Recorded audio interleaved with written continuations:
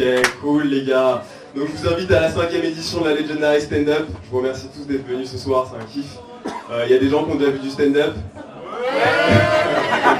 Ouais, donc la Legendary Stand-Up, pour ceux qui ne connaissent pas, je vous explique rapidement, c'est 5 humoristes qui vont passer sur scène. Chacun va faire 10 minutes. Voilà, après on interagit, n'hésitez pas à poser des questions.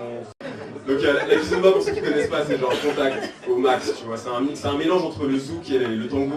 Donc tu tiens ta partenaire comme ça et tu la balades comme ça, tu la fais kiffer, elle kiffe à mort. Et faut être à l'aise avec le contact. Du coup, le premier cours de kizomba où je suis allé, c'était un cours sur ça, sur le contact. Donc il y a une bête de meuf, une super danseuse qui vient, elle me fait bonjour. Et plac, elle se plug en USB.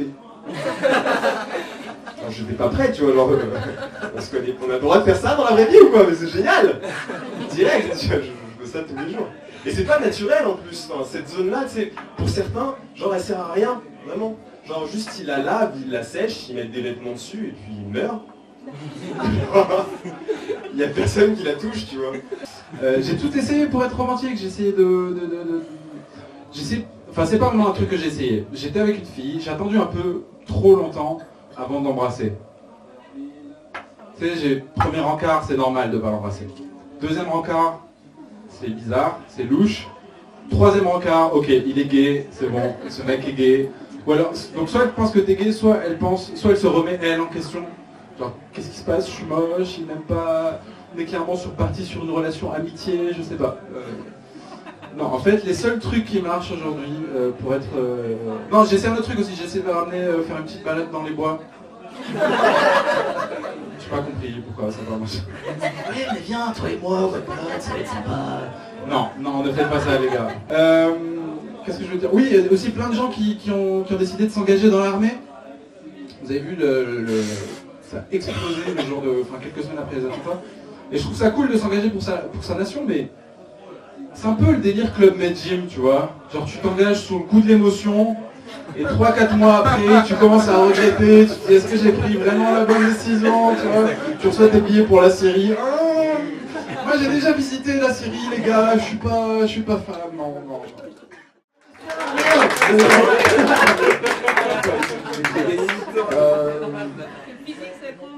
Ouais, le physique sans compte. Ouais, tout à l'heure, en fait, je vous ai dit que je suis sorti avec aucune meuf pendant une période. En fait, si une, et ça n'a pas duré très longtemps. Et c'est elle qui m'a quitté. Voilà, j'ai pas honte de le dire. Parce que tu sais, souvent, les gens, quand tu leur demandes, c'est toi qui l'as quitté ou c'est elle? Ils répondent, non, on s'est entendu tous les deux. C'est bientôt. Ceux qui disent ça, c'est ceux qui se sont fait larguer. On est d'accord? Parce que c'est forcément une personne qui casse en premier, tu sais. On peut pas se quitter en même temps. Je te quitte. Oh, chips! Ça me... non.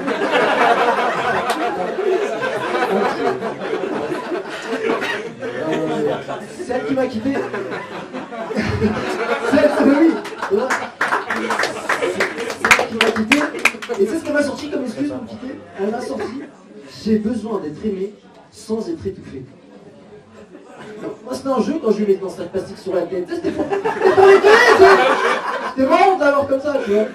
J'ai déjà eu pire, je veux plus qu'on soit ensemble, t'es trop bien pour moi. T'es trop bien, tu l'as eu? T'es trop bien pour moi. Ça sera content qu'on se fait rater, je sais pas. Je veux plus qu'on soit ensemble, ça n'a aucun sens, tu sais. Je sais pas, au resto, tu fais pas. C'était excellent, je remettrai plus jamais les pieds ici. Tu fais pas ça. Le pire, c'est pas arrêté là. Juste après, elle m'a dit: mais on peut rester amis si tu veux. Non. Comment tu peux oser dire ça à quelqu'un après l'avoir largué? Quand ton patron te licencie, il te dit pas vous pouvez repasser prendre le café de temps en temps si vous voulez. Non, on est d'accord, c'est dégueulasse, tu vois.